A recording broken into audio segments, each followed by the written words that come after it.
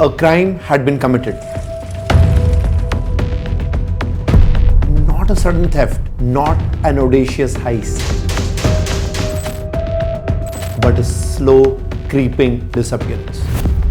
Millions vanishing into thin air, hidden beneath misstatements, disguised as accounting errors. Fraud had infiltrated the system, not through brute force, but through oversight, loopholes, and a lack of internal controls.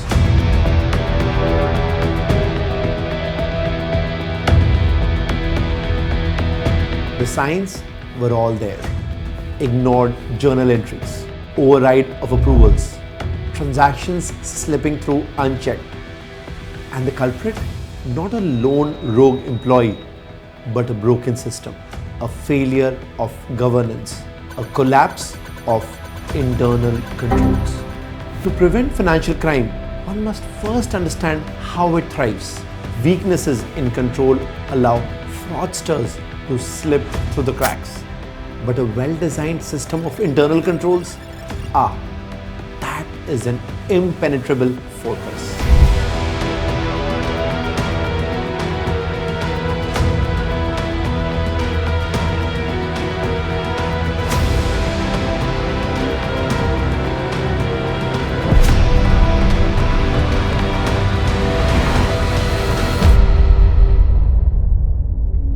Now, internal controls have 5 pillars. The first one is control environment, which is the foundation. Without an ethical culture, no system can be foolproof. Next is risk assessment, which is about identifying vulnerabilities before fraudsters can exploit them. Next is information and communication. Transparency is key because secrecy is a fraudster's best friend. Then you have monitoring activities, which is about continuous oversight. What is not reviewed is not controlled. And then you have existing control activities, segregation of duties, reconciliations and authorizations, the locks on the financial doors. A strong internal control system is not a formality. History has proved time and again that it is a difference between order and chaos, between integrity and deception.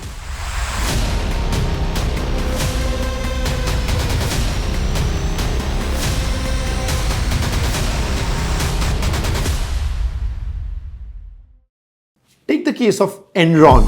Biggest case of corporate fraud in history. Enron filed for bankruptcy. And almost 5 years of earnings had to be restated, exposing a company that was, well, not as flush and financially sound as investors had thought.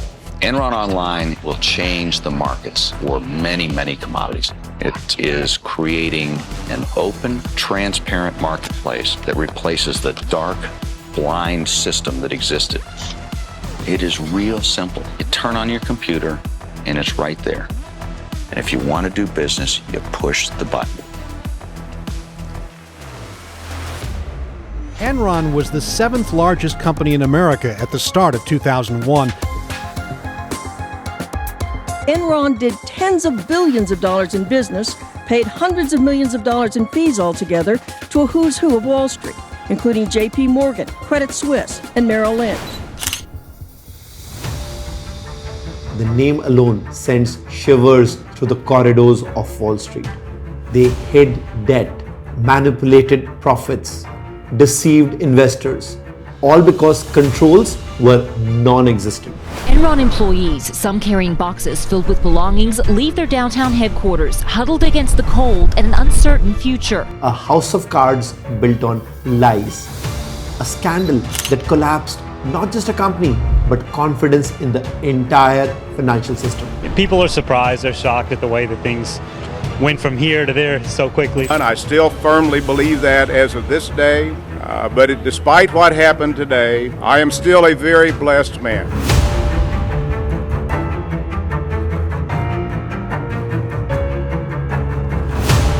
Then you have Satyam Computers. What you've just heard is an absolutely shocking confession from the promoter of Satyam Computers. Of Satyam, B. Ramalingaraju and 5 others had some more shock coming their way. Satyam chairman Ramalingaraju confessed to the biggest corporate scam in Indian history. He has even written to the Prime Minister's office asking for intervention. the masterpiece of financial manipulation. Dubbed India's Enron, Satyam was a case of management override of internal controls at the highest level. The company's chairman, Ramalinga Raju, personally manipulated financials for years, inflating revenues and cash balances by over $1 billion. Fake bank statements, forged invoices. Every possible internal control was bypassed, ignored, or overridden. And why? To maintain stock prices and investor confidence. The Enforcement Directorate seized about 1,100 properties belonging to Raju's kith and kin and his front companies. But when the truth came out, Satyam's stock collapsed overnight and his leadership, they were sent to jail. At Wells Fargo, Massive fraud at Wells Fargo Bank. one of America's largest banks, a culture of aggressive targets led to thousands of fake accounts being opened. No one questioned the numbers until the truth came crashing down. Internal controls failed not just in process but in principle, resulting in billions of dollars of penalties for Wells Fargo, massive reputational damage, and years of regulatory scrutiny. Next, let's talk about Walmart.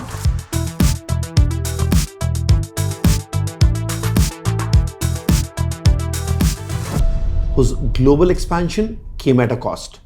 Weak internal controls led to bribery scandals across Mexico, Brazil, China, and India. In Mexico, executives allegedly paid officials to fast-track store approvals.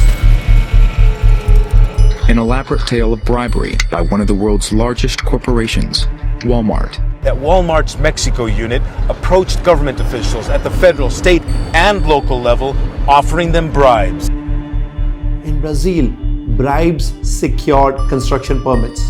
In China, custom officials were paid to expedite imports.